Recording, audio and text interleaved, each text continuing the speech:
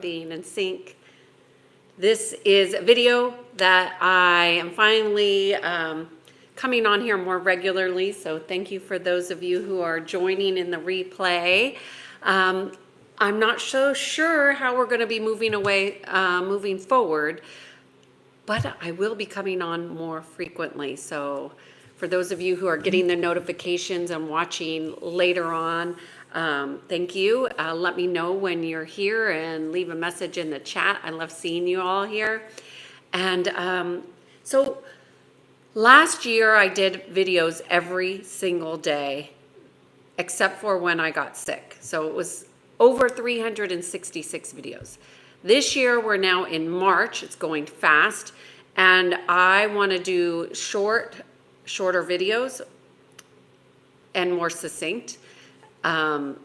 Although I really enjoy the engagement. So we'll just see, it's going to be what it's going to be. Today, I wanted to talk about feeling stuck because a lot of people complain about feeling stuck or feeling woe is me. So we're going to talk about that. We're going to wait about 5 minutes for people to join on after the notifications go out. So we'll see who joins me on here.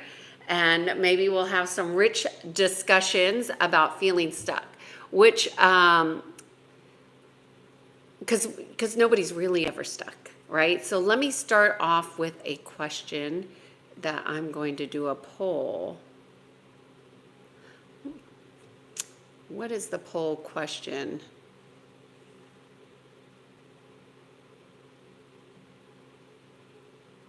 What do you do?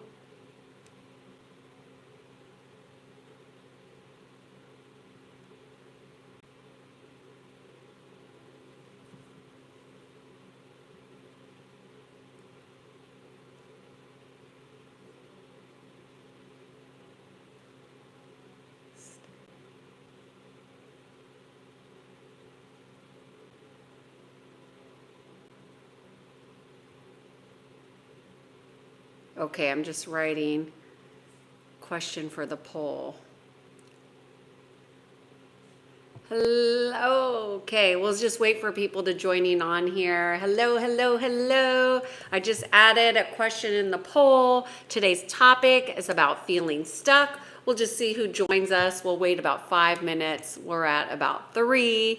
So welcome, welcome, welcome to anybody who joins this channel. It's all about consciousness. It's all about alignment, aligning physically, mentally, emotionally, and spiritually. Why is that important? Because when we are in alignment, we are stronger. When we are in alignment, we have what's called spiritual immunity. That means our physical experience in life is far better. However, most people who are feeling stuck are also slightly misaligned. So today's video is all about what to do when you're feeling stuck. Whether you're watching this video live or you're watching it on repeat, feeling stuck is a pattern that many people who are in misalignment or lower vibration often echo, that they just feel stuck and not knowing how to move forward with a challenge, with life, with work. And you know, you're never really as stuck as you think you are. So that just goes to show you how incredibly powerful the mind is. And everything, even dis-ease, occurs in the mind before it happens in your body. Why is that? Everything is, hello, Anthony, good to see you. Everything happens in the non-physical before it happens in the physical. Absolutely everything. It's the unmanifest fields to the manifestation of form. These glasses, they began as an idea, a concept, something that came into form. Everything that comes into form begins in the non-physical. So if you're feeling stuck, which is the topic today, stay tuned. Let people know. We're just going to let people get the notifications. Anthony, good to see you. So when I was coming on to YouTube every day, my algorithms, I was getting sent out. But now it's just a small group of us again because I'm not on here as much. But it's okay. We do not want to be enslaved to any system. YouTube, Facebook, Instagram, LinkedIn, life, work. We don't want to be enslaved. Hello, good to see you. All right, so today I want to talk about being stuck and what actually is being stuck. And I know it's just a small group of us, but a lot of people feel stuck. So this message is for those people who watch this video and are feeling stuck and want to figure out, one, how does that happen? And two, how do you get out of it? Because it's not a very comfortable feeling to feel stuck. And this is the truth of the matter, is nothing is ever really stuck. We just repeat patterns. So we are always in a continuum of patterning. Okay, so if we are feeling stuck, this is an indication that we have patterns that are repeating, either unconsciously or consciously. You want them to be conscious. You want to be conscious and aware of what you're doing. And if what you're doing is making you feel stuck, then you need to become aware of what is it that you are doing. So the number one thing about being or feeling stuck is that it's not permanent, okay? It's not permanent if you become more committed to your development, okay? So the feelings of being stuck are totally related to your connection to your personal development. So let's just say you're somebody who's going to therapy. Going to therapy is not necessarily personal development, and I'll tell you why. It's a reflection. It's a point of reflection. It's not personal development. Personal development requires taking what you learn and making conscious action. And that's where most people fall short, is that they are not moving consciously out of the patterns that make them feel stuck. And if you are going to therapy or your work, let's just say you don't want to go to therapy because you have experienced that therapists, which I don't care if you go to therapy or not, because I'm not a therapist. Okay, let me just get that out of the way.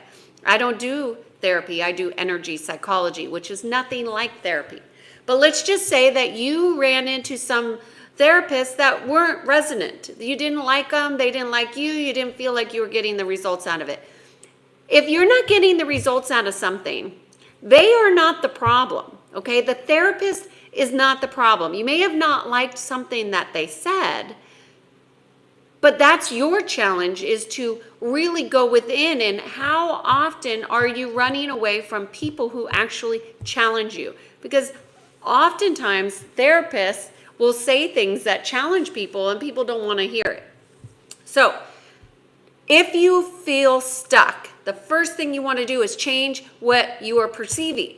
So let's just say you're feeling stuck. Hey, Kevin. Oh, good to see you, friend. I'm so glad you're here. I'm talking about being stuck. And I'm talking about the first thing to do if people are feeling stuck is to change your perception of what you are seeing. So I'm just going to use these glasses. Somebody might say these are ugly glasses. Another person might say these are readers. So changing your perception could be as simple as looking at something and changing the way you understand that something, which are simple as, these are readers, or are they glasses, or are they tools for vision? You know, so you want to play with how you are perceiving your stuckness, number one. So then you might want to say, okay, well, where am I feeling most stuck?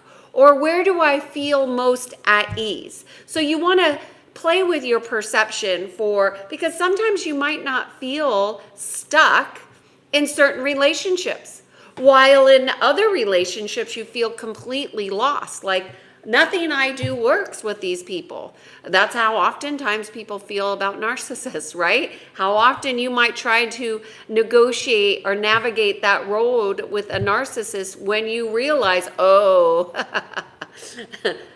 it's me who needs to change. They're not going to change.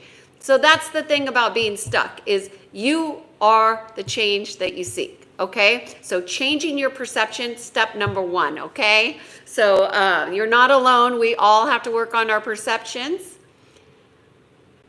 It is God that tells us to use glasses. I would suggest, Kevin, I don't think that's God, because I would say that it's these machines and the lighting that we use that changes how our opticals actually work. And it's not age, it's actually our technical system and our lack of being in sunlight. I have come to believe that is challenging us with glasses. But neither here nor there. I don't want to get into an argument. The key is God talking to you, and your unique perspective would give you a different perception. That is a great example. So I agree with you that that will give you a different perspective. So you might ask yourself, Kevin, is this in alignment with, am I seeing things in alignment with God? If you're feeling stuck, does God see things as stuck? So you can ask yourself questions like that, and that will begin to open up your perception. I think that's a good offering. Thank you, Kevin, for that.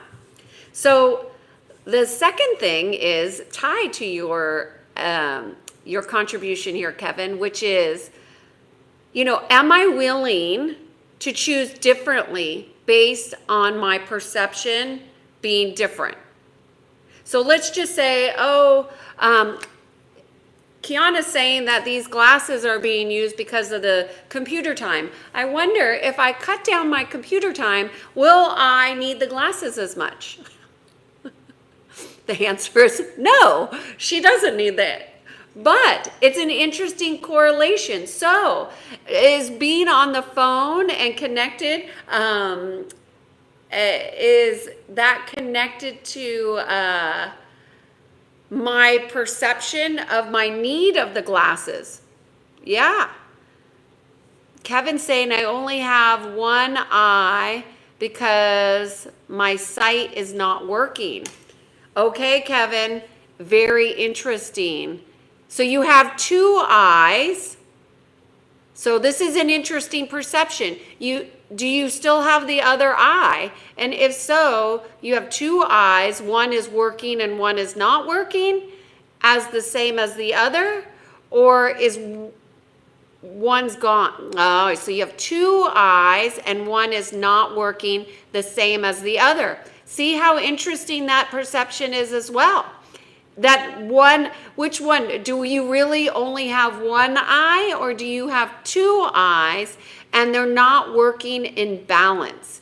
And that balance could be because the communication of the left and right hemisphere, it might be slightly off, and that would change how our optical lenses are working. I'm not an expert on eyes. I'm just throwing this perspective out to you of how we feel stuck by our perceptions of things. And when we change our perception, we expand our potentials.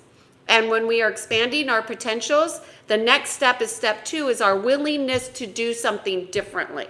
So I wonder, Kevin, if we just play with our eyesight for a little bit, what would be a different way to choose differently about how we're seeing? How could we see differently something that we think is a truth? Well, we change our potentials by our perceptions. We know that. So I would get more aware, and then I would, my eyes are not working in my left eye, but my right eye is okay. That's interesting. So how would you strengthen your left eye and your right eye? And so that would be, what are you willing to do? And so that might require some eye exercises. It might require doing something unconventional, like going into the sunlight more often, doing research on how the sunlight directly influences the eyesight, which, by the way, most optometrists will not talk to you about the sunlight. Most people don't understand the sunlight. There is somebody, and I mentioned it yesterday in yesterday's video. I couldn't remember his name. His name is Dr. Jack Kruse. Kevin, go research Dr. Jack Kruse and listen to some of his YouTubes. See what you think about him. I think he's fascinating. I think he's a truth speaker, and I have really enjoyed listening to his ideas about things. So go check that out. But anyway, so we want to start to look at things in a different perspective. And then that requires us to choose differently. So did you know that habits are not really a habit when you have an awareness that you keep on choosing the same thing over and over again? So really a habit is just a lack of choosing differently. So how are you choosing differently every day? And that might require you get out of your comfort zone. It also might require that you challenge some of your old belief systems, your old ideas and believing about what you've been taught. When I had my stroke, my left eye is going. Okay. So we do have some information, Kevin. So first of all, I'm sorry that you had to have that experience, but we're definitely onto something here, that there is a left and right hemisphere communication issue. So I would definitely look at some in your own conscious awareness, look to balance your left and right hemisphere. So you can do that through conscious breathing. You could do that through conscious intention. You could do that through meditation. And if you do that frequently enough, it's going to bring in harmony. So a stroke is telling you that not only is there constriction within your systems that need to be opened up, right? And I'm not a medical professional, so I'm not giving medical advice, but anything that is constricted is going to have a systemic issue in your body. So that's also known as a closed system. So closed system always lead to entropy, and entropy is going to lead to disease and illness. So really learn about closed system and open system, and you want to go into open systems throughout all of your body. If we are not having something balanced, something is going to work harder than another. So Kevin, I really want to encourage you to look up that doctor and just see if going into the sunlight might help with that. It definitely will help with balancing the hemispheres, although I don't believe that he said that explicitly, but anything that has to do with being in the sun and solar light is going to be healing in many ways, because we are all light. Hello, Michelle. Good to see you here. We're talking about feeling stuck. And I just talked about changing perception and then our willingness to change and choose differently than our habits and our patterns. And then the other thing that most people who are feeling stuck experience is a lack of awareness. They lack self-awareness. Mostly they can pick out what they don't like in others, and others are picking out what they don't like in them, and they will get sucked into outside dramas very easily. But if you want to feel stronger and empowered, you must begin to have greater self-awareness. Self-awareness requires reflection. Self-awareness requires that once you have an awareness, you make a change. That's where you get into personal development. So self-awareness in and of itself isn't going to get you the change. You got to go right from your awareness to change. So having an insight or an aha from a video isn't enough. You have to choose. Like, I'm going to do an experiment. Like, I had somebody on a post just this morning posted that they're having trouble getting up and looking at the sun in the morning, or getting up with the sun to reset your circadian, your rhythms, your sleep rhythms, and all your body rhythms will change when you wake up with the sun. And this person was saying they have a hard time doing that because they're so tired. They're so lethargic. And part of the reason why they're tired and lethargic is because their rhythms are off. So do experiments with yourself to see if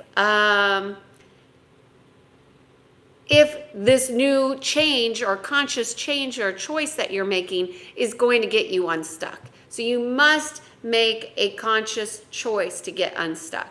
And most people who are feeling stuck aren't making choices. They're just repeating the patterns. And that's what we do, folks. Physically, mentally, emotionally, spiritually, everything is a pattern. Everything is a pattern in a matrix. So you don't have to see the matrix to know that things are moving. They just feel like they're not moving for you. And that's because patterns need to be cleared and unstuck. And to do that, you got to make changes. I hope that that's feeling stuck in a nutshell. Any questions about feeling stuck? Curious what you guys do. Let's see. 50% ask questions. Okay, so let's just go into asking questions. When you're feeling stuck, thank you, Kevin. Thank you for being here. When you're feeling stuck, asking the right questions and high quality questions are what's going to get you moving. But again, the questions don't give you change. So you gotta be willing to change. Okay, what happened yesterday? I did not come on. I'm only here myself, but now I'm waiting. But I was waiting. Oh, I'm sorry, Mick. I didn't come on yesterday. You know why? I had to do my taxes. And my taxes are an administrative task that are not always the easiest. So I decided to not come on in that energy of the taxes. I didn't want to burden you all with that crazy heaviness.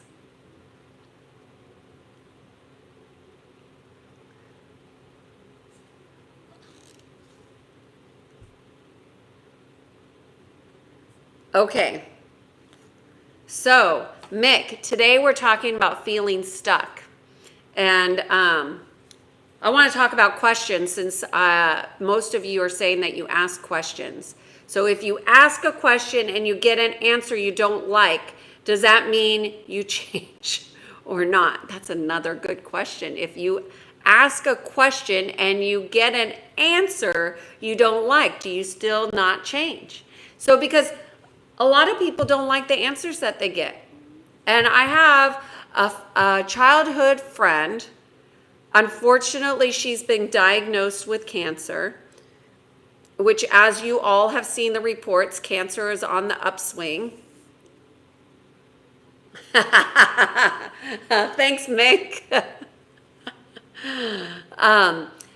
Cancer is on the upswing, so many of us are going to be contending with a lot of people that we know getting and feeling dis-ease, which is unfortunate. It's a part of witnessing with compassion that we're all going to have to go through. But so one of the things that this person is going through, which is very common when people come down with an illness, is they get really angry, upset, disappointed, their mistakes that they made in their life.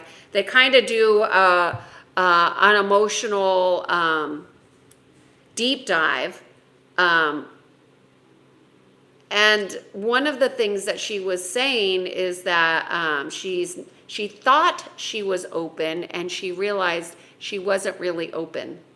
She thought she was being open. As she heard herself saying things to people, she realized, I'm really a closed person. I really am not an open mind. I like to think I have an open mind, but I'm really closed. So it's with her diagnosis that she has this realization, this self-awareness, that the way that she is not how she thought she was. And, you know, that comes to a question that came up in meditation this morning from one of the people in my group that said, Kiana, do you think people who are physically fit and have muscles have a stronger immune system? And the answer is, you know, our physical bodies are a reflection of our spiritual blueprint. And just because somebody is what society says is fit does not mean that they're healthy.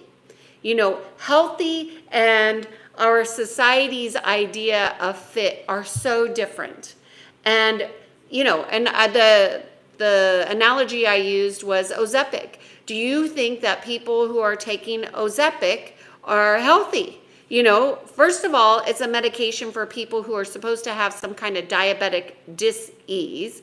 And those who are taking it for that are having some issues already. So that's not a healthy like promotion. They're on it to be thin and to get out of dis-ease. But what people who are heavier that are taking this medication are becoming skinny. Is skinny healthy? Well, no. Health is not what you see. Health is an experience that you have in combination with vitality. Very different than what you might experience with somebody who's very fit. And I've grown up in California my entire life. And so my idea of what physically healthy is different than what somebody else's might be. Hey, Michael. Oh, good to see you. How are you doing today? We're talking about feeling stuck, Michael. How are you doing? Are you okay from the accident? So, any questions? So let me get back to the questions, okay? So when you ask a question, you want to ask high quality, open-ended questions. And who are you going to ask these questions to? Your God self and your higher self. You're going to ask your higher self and your God self to guide you in accordance to the quality of question that you're asking. So for example, the question how can I be in service to oneness today? Every day I ask that question. Is that a high quality question? I think so. Is that in alignment with my values? 100%. And that's my check and balance. Are your questions in alignment with your values? Michael, I'm waiting for your answer. We want to know, how are you doing today? Okay, here you are. Yes, I'm doing better. Thank you for asking. Just here, turned into see you, what's going on. We're talking about being stuck, Michael. So, Michael, you said you were feeling stuck the other day. You inspired this video. And I talked about 3 things that are needed to get unstuck. But I'm curious if you have any particular questions about how to get unstuck. And I'm asking you because you inspired this video, and I'm also asking you because you articulated so vulnerably that life has not turned out the way you thought it would be, you know? And you didn't say it in those words. That was my interpretation. But I don't think you're alone in that. There's a lot of people that have their life experience that is different than what they thought it was going to be. So it's our idea about life, and then there's a reality about life. It's the same thing with marriage. There's our ideas about marriage, our illusions or delusions about marriage, and then there's actually what marriage is, you know? So it's just an interesting place to be in when people are feeling stuck. So I want to be in service to you all in a way that I think is most helpful. If you don't have any questions about feeling stuck, then I might just jump off here. But if you have questions, I certainly want to offer to be with you and to give any suggestions around this topic of being stuck. I'm trying to think if there's anything else I would offer. I'd say the biggest issue with feeling stuck that I see with people who say they're stuck is that they don't get out of their own way. So get out of your own way is one thing I would say. And stop trying to do things right and just do things consciously. The mistakes come when you're doing things unconsciously, right? So, you know, I had a friend of mine that fell off a treadmill. And I laugh because that's an unfortunate situation for sure. She fell off the way she described it was really funny. But the bottom line is that she wasn't paying attention. And she's like, I must pay more attention when I'm working out. I can't zone out and go unconscious because I could get really hurt. And it turns out, as she got hurt, she talked to the manager at the gym, and they said that happens every day. Mick is saying, I messed up so much in life, I had to let it go and move on because I was stuck in the past. Okay, this is a beautiful example, Mick, of how people get stuck. We get stuck when we don't learn our lessons. That is a really good example. Hey, Dolly, good to see you. So let me get to your question, Dolly, because that's a really good question. But I want to say, if we have, and even in our memory, Mick, of our thoughts going back to the past, and there's a reason. So it might mean a timeline needs to be cleared. It might mean hey, Salvo. Salvo, I was talking about this real quick. Dr. Jack Kruse. You got to look him up. I remembered I wanted to tell you yesterday because you were talking about your dad being in surgery and I couldn't remember his name, so I remembered today. Dr.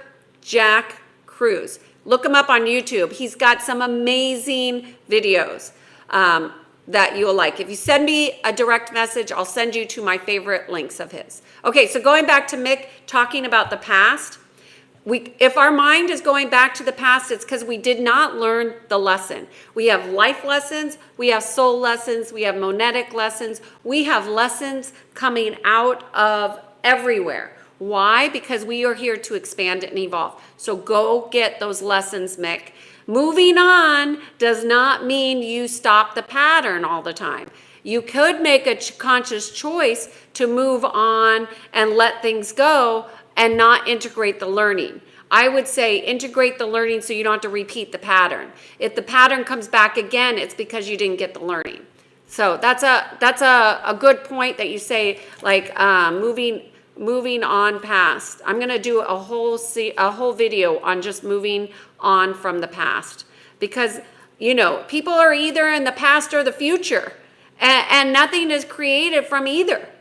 The only place we create from is the present moment. So you're either future tripping or past tripping. Either way, it's not a good trip. Okay, and I would say you only messed up if you didn't learn your lesson. We all make mistakes. We all have some type of, oh shoot, I wish I would have listened to myself, or I wish I would have not made that choice. Geez, all of us, that's life. We're here to learn. It's not about getting stuck in the ego mind that puts us in the lower frequencies of lower vibration, like the lower ego mind, where we kind of ruminate. And we can make that lower vibration our home if we don't watch out. Okay, Dolly is saying, how do you know you are unconscious? So I think what you're asking there, Dolly, is how do you know if you're not aware? Well, one, your self-awareness will tell you. So do you have a daily practice, Dolly, of self-awareness? Do you have a daily practice of learning your lessons from the day? Do you have a daily or regular practice of checking in and seeing if you've grown or changed? And if you don't have a practice of knowing that you've changed, chances are you're not consciously living. Do you have a daily practice of growing in expansion with your spirit? If not, your chances are you're moving in unconscious ways, which the only way to get more conscious is to get more self-aware. And that's where self-mastery comes in. Okay, Michael, thank you. Michael's saying, I've been stuck in depression, and every time I think we're moving along in a good way, something happens and I get stuck again. I'm learning as I get older to not dwell on things so hard. Okay, well, how do you know that you're in depression, Michael? So what is depression? Because that sounds like a diagnosis. And when we align with diagnoses, that becomes part of our identity. And if, Michael, this is something that you've done, I would ask that you consciously uncouple from that identification, like unidentify with that. Because part of your identity has nothing to do with a diagnosis, zero. But that's a systemic problem that many people in our society have, is that they have made who they are part of a diagnosis. So depression is a diagnosis. What I would ask you, Michael, is who are you? And answer that question, number one. And number two, what is depression? What are you experiencing that you think that you're stuck in? And Michael, as I said the other day, we don't want to confuse movement for progress. So Michael, what are you working towards? What's your goal? If you don't have a goal, I would ask you, what are your values? And if you don't know what your values are, that would be step number one. The quickest way to get out of feeling depressed is to know what you value. Salvo, so good to see you, friend. Dolly, distractions. Michael's saying distractions.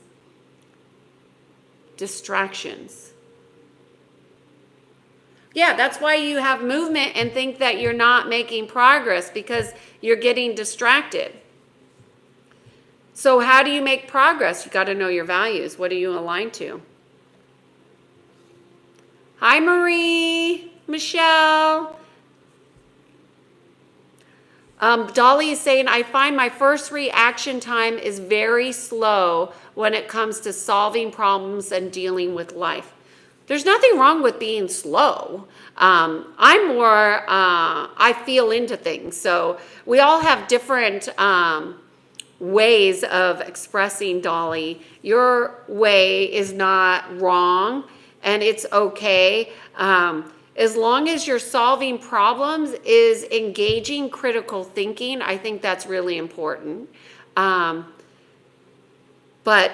I don't know what you mean by slow with dealing with life. If that includes avoidance, which I think it may, if that includes avoidance, then you might want to look at that, because avoidance and denial is going to slow down conscious choice. And you want to choose, right? Somebody is asking, dream is true or false? It's a yes and. It depends who's in the dream. Dreams are a part of life. That's what I would say. So it's a yes. Yes, thank you, Salvo. Let me know what you think. And there's a couple of podcasts that he's done. And there's a lot of them. But I would look at, let me see. I would look at one of the ones from Vermont, which are like 7 or 8 years old, but the Vermont ones are really good. Okay, Dolly says, no daily practices like you have described. Okay, so that might be a good place to start, Dolly. So start with self-awareness, Dolly. So so I would ask you, Dolly, this question, and this would be a high quality question. Where in my life am I in either denial or avoidance. And get really aware about those aspects, and then go into number 2, which is be willing to change things and don't be in denial or avoidance. So then you can make conscious choices that move you into progress. Yeah, Mick is saying movement and progress. When you said that, Kiana, it really struck me. Yeah, I remember learning this many years ago. I think maybe, I don't want to age myself, but I probably about 30 years ago when I learned that one. Don't confuse movement for progress. And that's because I've done a lot of consulting work with the government. And we all know that the government will move a lot of things, but they don't always make progress. Salvo is saying slow and simple people have a steady focus on life. I feel they realize life isn't a rush. Nice, Salvo. See, Dolly, we all have a different perspective. Beautiful. I love that, Salvo. Michael, right. Well, maybe I need to start with my values. Yes, Michael, 5 values. Things have been tough for me, and I definitely don't have all the answers. It's not about having all the answers. Life is not about having all the answers. It's about discovery. It's about evolution. It's about growing. It's about expanding. Life is about your values, and if you're not clear on your values, life will run you over.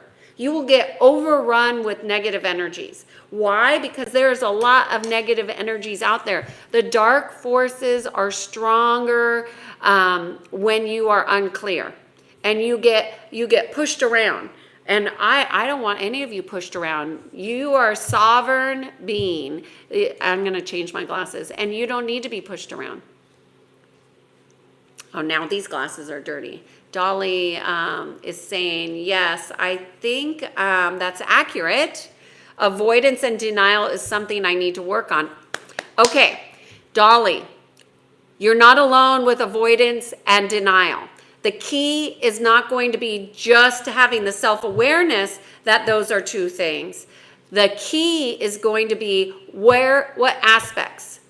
I don't want to make a decision. I don't want to see things this way. So part of denial and avoidance is that people get stuck in wanting things to be and think that things are a particular way when they're really not.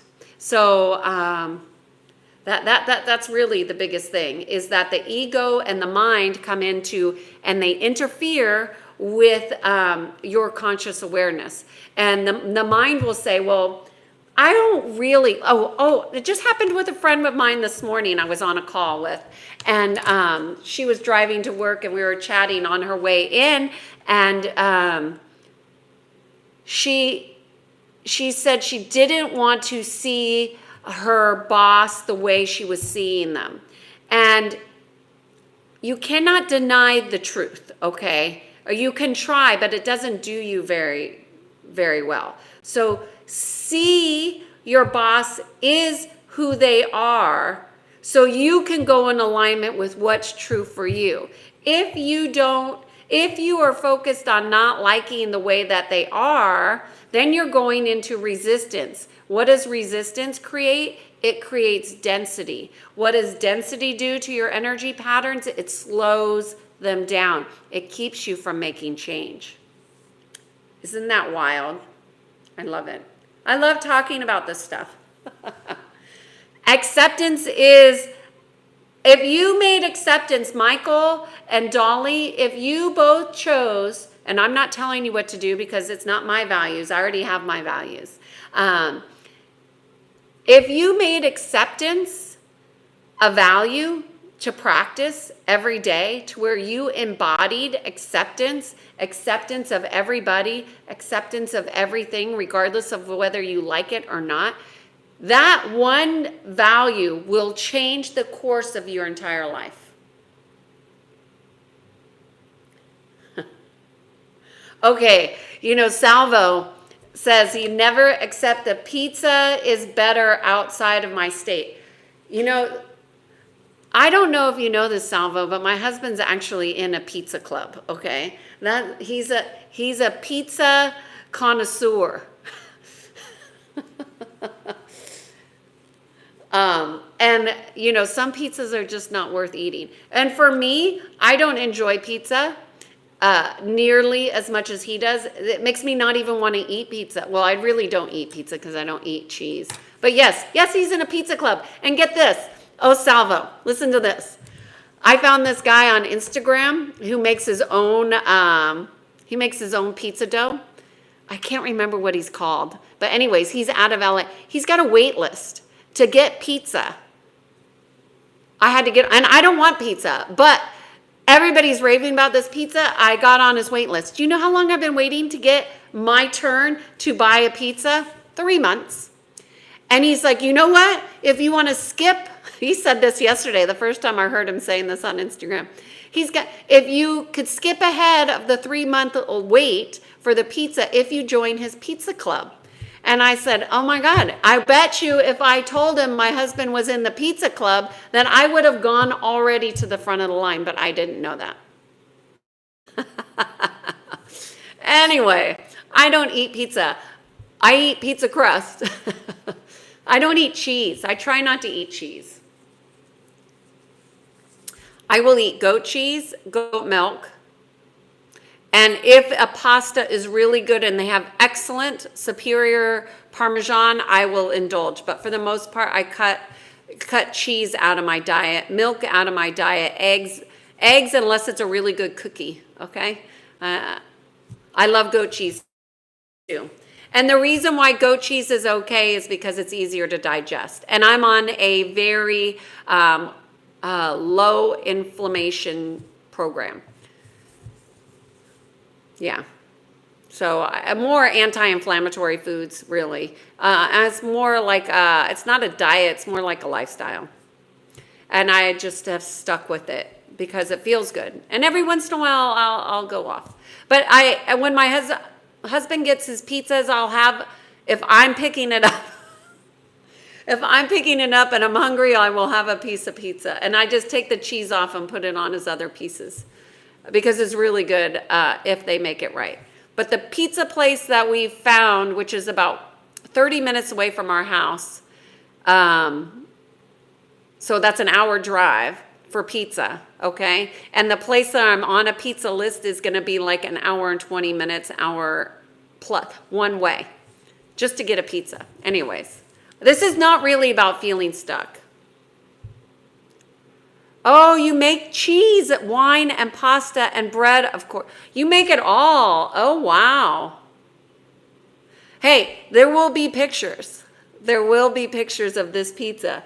Because what happens is this guy, he doesn't have his own restaurant yet. So he makes his own bread. He sources all of his tomatoes, and he gets everything from Italy. And the crust does look exceptional.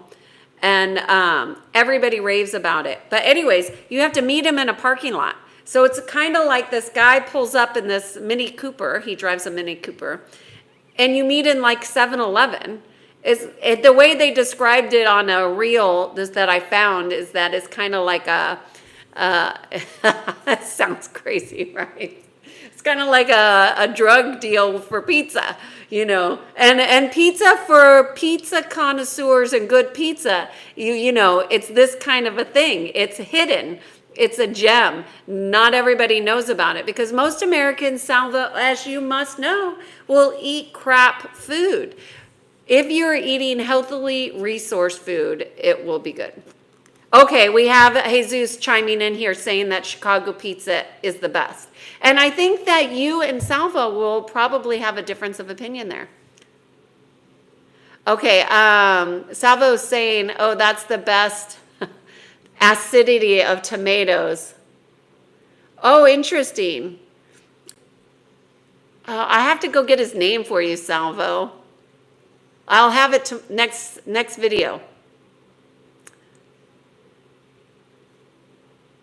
Yeah, right, that's an appreciation. That's a conscious choice though, Dolly. There you go.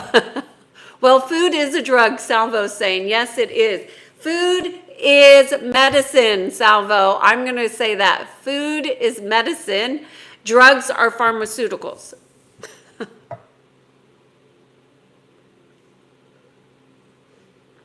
Hey, Eric, good to see you. Glad you made it here, my friend. I'm doing good today.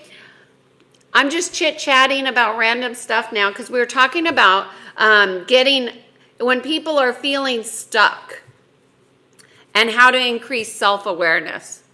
Is there any questions about that topic? If not, I don't mind. I love chatting with you all.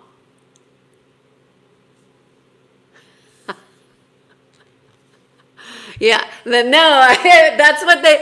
is the reel. It's like the guy who was making the reel said he said that it felt like he was doing a drug deal because, he's trying to get this yummy pizza and this guy pulls up and it's kind of secretive. What are you doing? It's just kind of weird. It's definitely not the norm. But Pizza Club people are not normal. They know what they like and they can determine by looking at the picture if it's good or not. So anyways, any questions about feeling stuck? And also feelings are part of your emotional body. Your emotional body is going to be tied to your soul. So if you're feeling stuck, I would also ask, how connected are you to your soul? When I get stuck, I tend to withdraw, but I'm not sure if this is the right approach. Dolly, you might just be an introvert. That's okay. The right approach is always going to be different for each of us. So I'm an introvert. Believe it or not, I am an introvert. I enjoy my quality time by myself. Is that the right approach? What is right and wrong? Hey, Rosa. Oh, it's good to see you.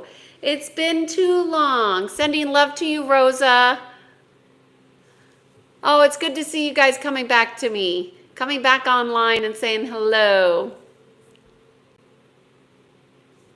So we all have this unique way of expressing, and we're always going to express in alignment with our soul purpose or with whatever force is driving you. So if you are not commanding your field, if you are not commanding your attention, you will be driven by outside forces. Those are people you ever have those friends, that have so much drama in their life? And this person that I'm thinking of, they can appear calm and cool and collected, but let me tell you, their nervous system is a train wreck because they suppress.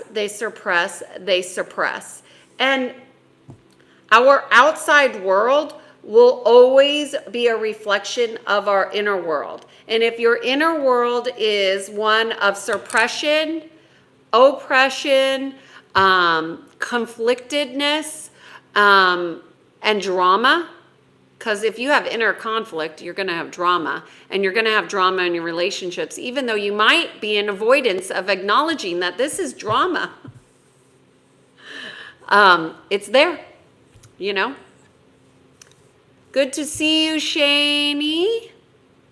I'm good. Happy Friday. Oh, I love that you guys are saying hello to each other. That's sweet.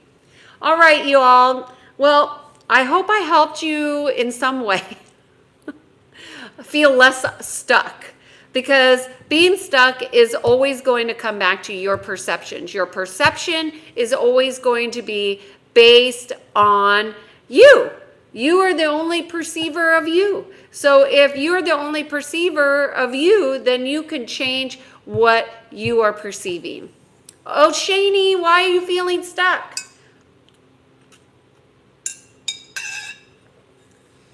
What are you feeling stuck about? Because I just did a whole 50 minutes on feeling stuck. Okay, Michelle, thanks to see you. How to unlock my feeling. Okay, this is a good one, Shani.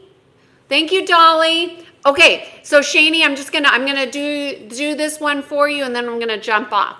So When we are feeling like our emotions are locked up, meaning that you keep repeating a pattern of the same emotion, what that means is that it has not been felt thoroughly.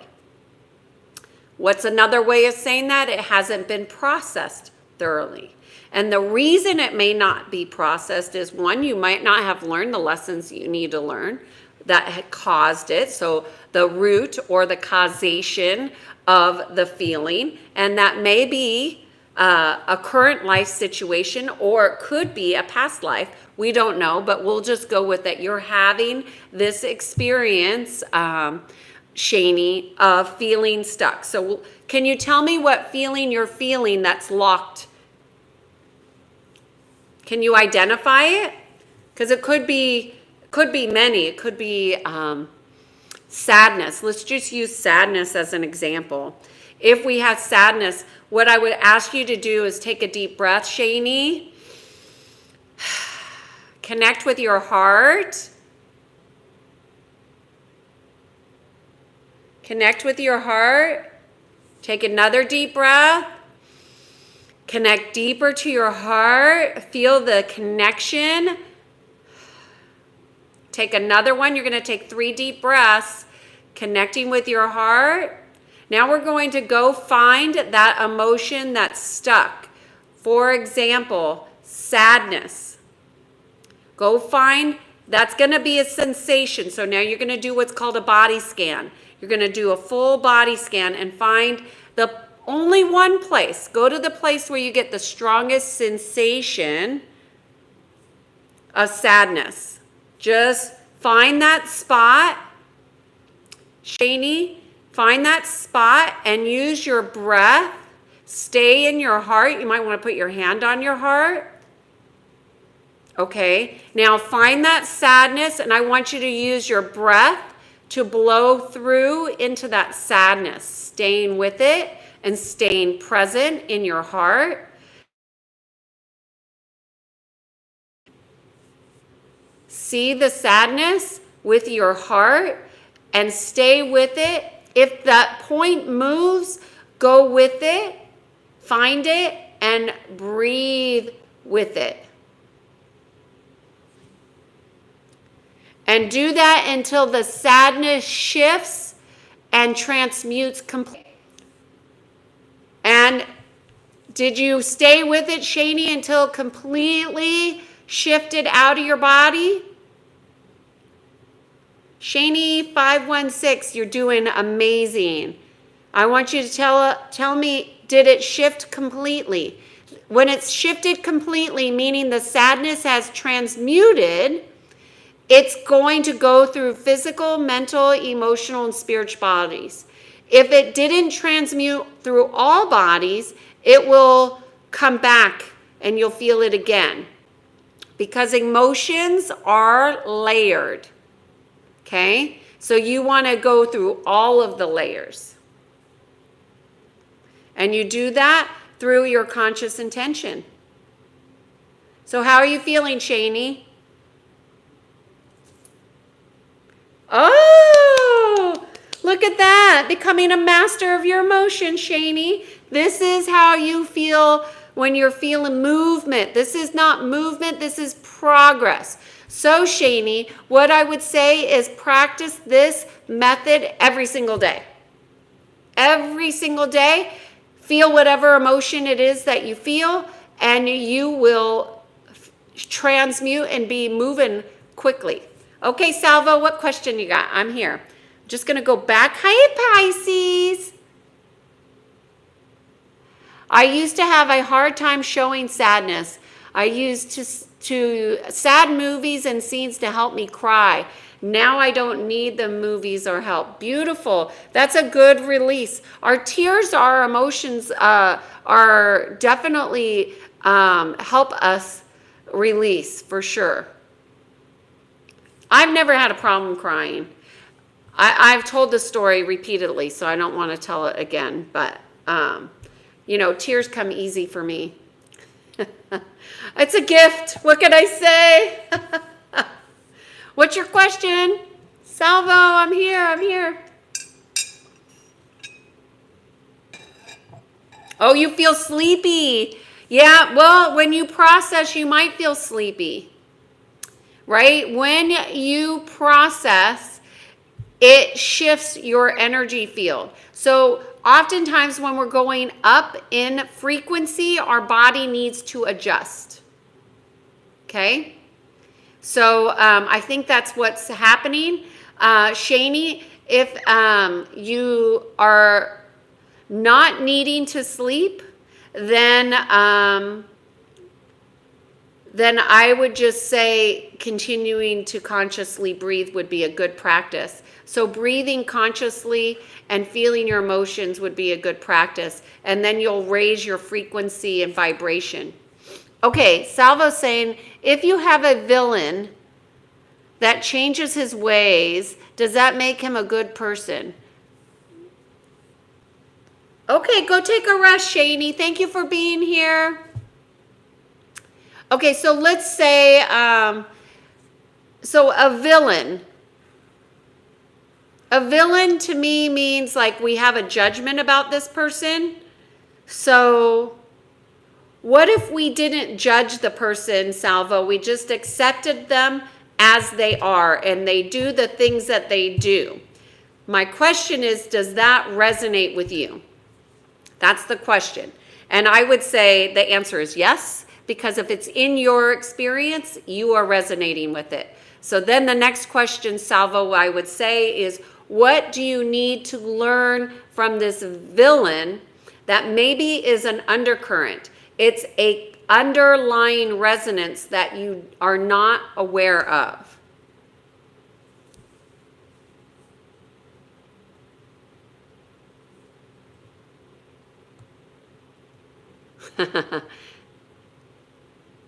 Do good deeds outweigh the bad? Oh my gosh. Now you're getting into a values assessment, Salvo. I do good deeds out. I think we have to accept people as they are. And some people may do nice things, but there's not nice, it's not nice in it. So for example, I had the experience of somebody baking cookies. And they said they baked them for this person because they were their favorite cookies. And I happened to eat the cookie. And I was like, this cookie does not have any love in it. Like in my experience, there was absolutely nothing that the person said they put into the cookie. You couldn't feel it in the vibration of the cookie. My personal opinion. They said they liked the cookie and it was their favorite cookie. Turns out that they didn't like the cookie because it made them not feel good. So did I make them feel not good about the cookie, or did they have a different awareness or perception of the actual content of the cookie, which is that the cookie wasn't baked in love? So is the good deed outweighing the badness? I don't know. I prefer food that's cooked with love. How about you?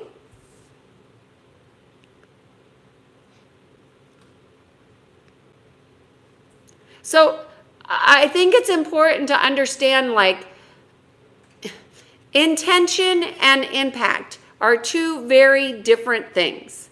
So somebody might have an intention to provide a nice gift, but the gift has a string attached. Is that still a good gift that you want?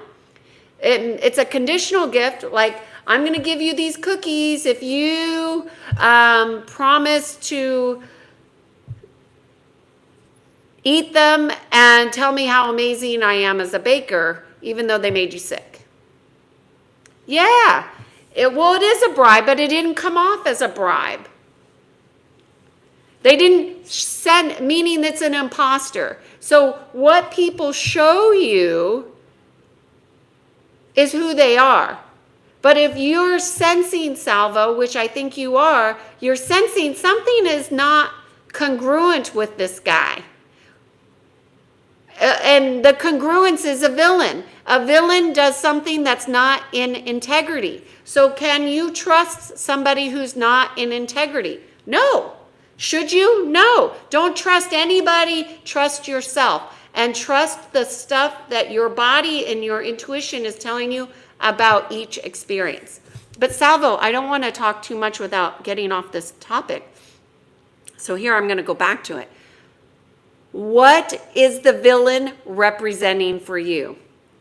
There's two aspects that you need to get that's going to help you move out of this situation. So here's the thing about Mick, about learning your lessons from the past, okay? Backing, looping comments here. When you learn your lessons from the past, you will no longer resonate with certain types of people, okay? You got to learn your lessons so you do not resonate with the same old patterns.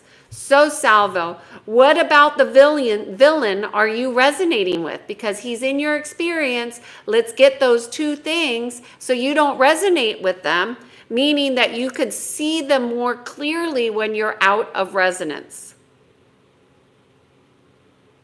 How am I supposed to trust someone that did so many bad things?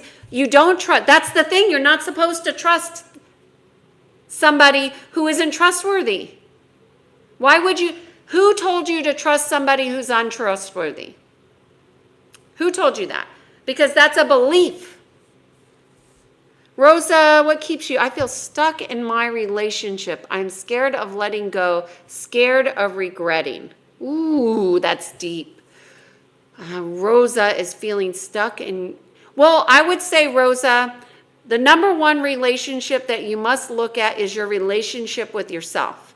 And as I said to Michael, if you have your 5 values identified, that should help you identify the relationships that you have outside with others. Those values dictate everything. So if you value fear over faith, for example, if you value acceptance of others, that's going to change your fear of letting go. Because if you truly accept this relationship as it is, and this relationship doesn't resonate with you, how are you going to accept the truth that this relationship does not resonate? And letting go is something I'm going to need to learn how to do. Then you need to learn how to let go and move into life, because your fear is actually keeping you stuck in something that doesn't resonate, and that's not living fully. That's not living life. That's living fear. Does that help in any way?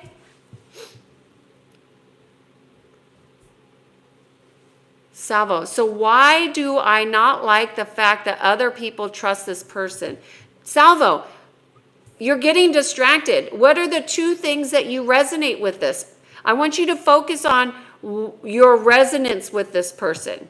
So one thing that you might resonate with is that other people like him and you don't understand why. Is that one of the things that, is that one of the things that you resonate with? No, that's one of the things that you think. So what are you resonating with? What is it about this person that's representing the villain? We're just using him as a guide to learn. So everybody is a teacher. Hey, Keisha. I don't know if I said your name right. Okay, that's fear. You're not helping me here, Salvo. I want you to get... Okay, here's what I'm thinking based on your last comment. You fear he's going to hurt people around me, and he's the type of person to gain your trust and betray you. So you resonate with people who have betrayed you. That's number one. Oh, good, Rosa. So that's number one. You resonate with betrayal. So Salvo, I want you to do the same thing that we did with, what was her name? Dolly. Dolly. I want you to go and find betrayal in your body. That's okay. It's because they're not trustworthy. And then I want you to find trust, because you're not trusting yourself. So which one is bigger? The trust, the betrayal and the trust are your two things that are resonating, okay? Those are the two things that you're resonating with this guy. And those are the two things that you need to rectify within yourself. The fact that other people trust him and he may hurt them is not your business, to be quite honest. And you may not like it. And by the way, when you're a seer of how other people behave, because oftentimes con men are very trustworthy, okay? And they are very friendly and they are very manipulative. And all those might be, well, I don't know if I believe this rehabilitation story after he disappeared for 5 years. That's,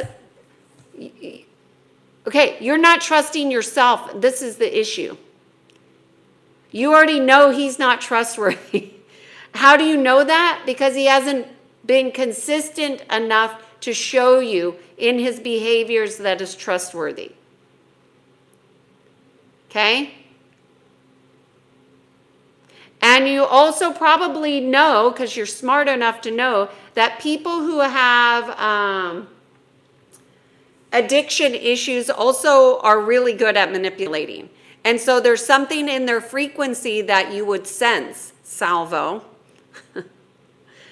So what I would say is you need to get correct with trusting yourself. You need to stop looking at what everybody else is doing and be okay with, and he's going to have to show me with his behavior that he's consistent.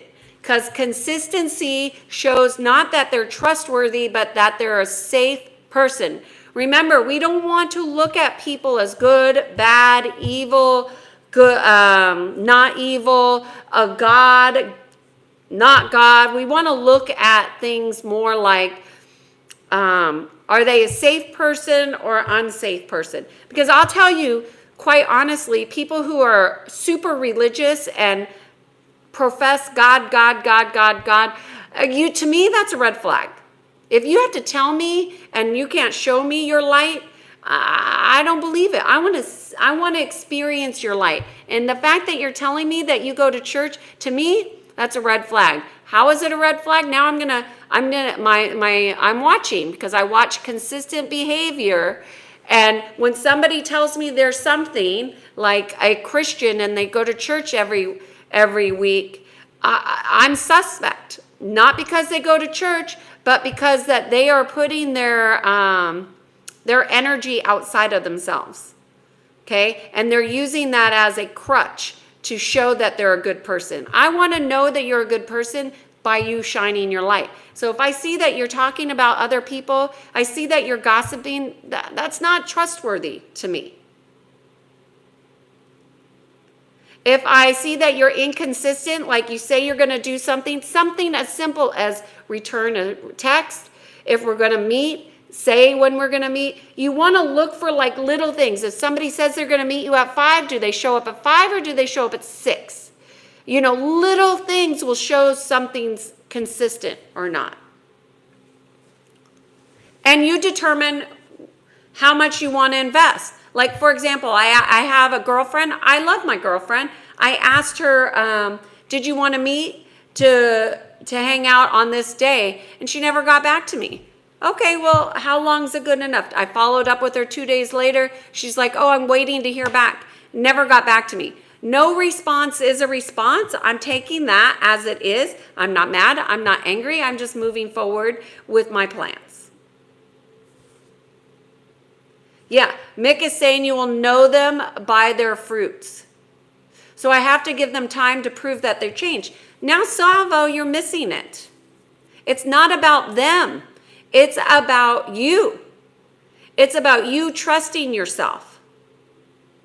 And it's not about giving them time. How much time does somebody need to show you that they're a safe person to be around? How much time do you need? I think you have enough data. Not only do you have your past experience, but you have your current experience. Hello, India. We're just chit-chatting. We're talking about feeling stuck today.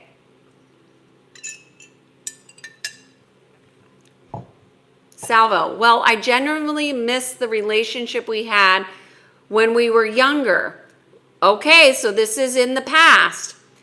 I do wish we could hang out again, but I am very trusting and kind of gullible. So again, you're absolutely on point because you have not trusted yourself. You trusted him over yourself. You probably saw the data before, but you didn't learn the lessons. So you got to learn the lessons from betrayal, Salvo.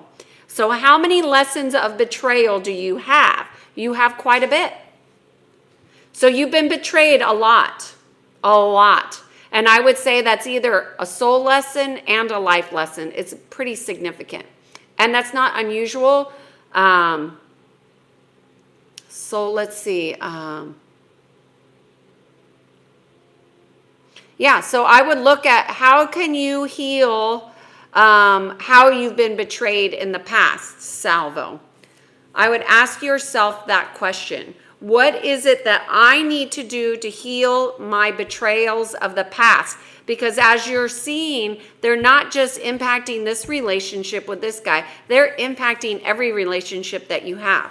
And when I say your relationships that you have, the relationship you have with yourself, the relationship you have with others, your girlfriend, your job, your money. This betrayal is not about this person. This person is just accentuating it for you in this conversation right now. But this is a big lesson. So the question you want to ask yourself is, how or what do I need to learn to move? No, let me reframe this. This is the question. What is betrayal teaching you about yourself? That's the question you want to answer. What is betrayal teaching you about yourself? That's the question, Salvo. Yeah, that's so interesting. Salvo's saying, I always grew up learning that people are more good than bad, and there's always light in the darkest tunnel. You know, and I would ask you, Salvo, is that belief something that you want to continue to believe? Is that a true belief for you? You know,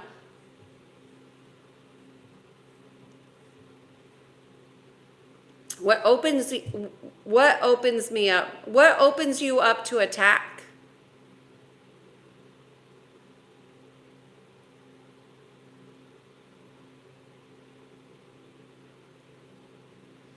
Not seeing people as they are is what makes us think that there's something that they're not. What makes you vulnerable, Salvo, is not being in alignment with your truth. And your truth is being blocked by your denial of these betrayals that have not been healed. So you don't need to heal the relationship with this guy. You need to heal the betrayal within you, because in some way you may have, and may be true or not true for you, but I will tell you that people oftentimes that have a lot of betrayal, and I'll put myself in this category. I've had tremendous betrayals in my past, but there's an abdication. There's a part of you that lets go of yourself to put these other people first. And that is what makes you vulnerable. So as you let go of who you are and your truth, their truth becomes your truth, and that's not true. It can't be true. And so you put them before you, and that's where you abdicate your personal power, and that's what makes you vulnerable, not them. You've done that by your lack of awareness or conscious, and that's what keeps us stuck in patterns of betrayal, where they just keep happening again and again in different aspects of our life.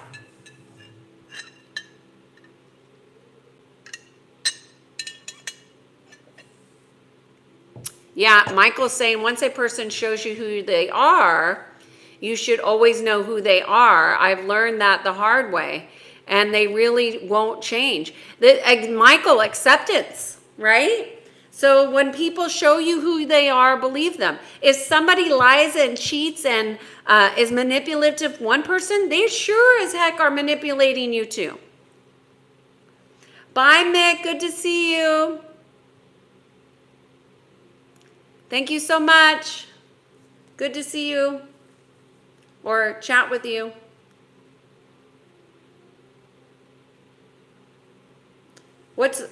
Did I answer your original question?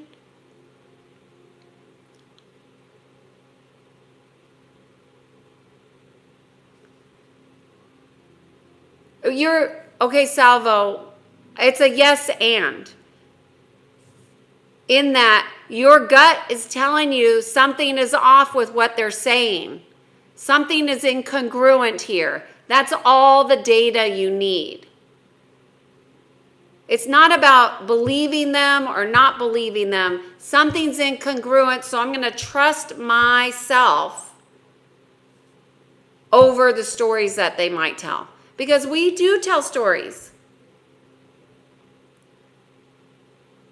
Yep, Michael's saying it's a pattern. Yeah, we all have patterns. Yeah, you see?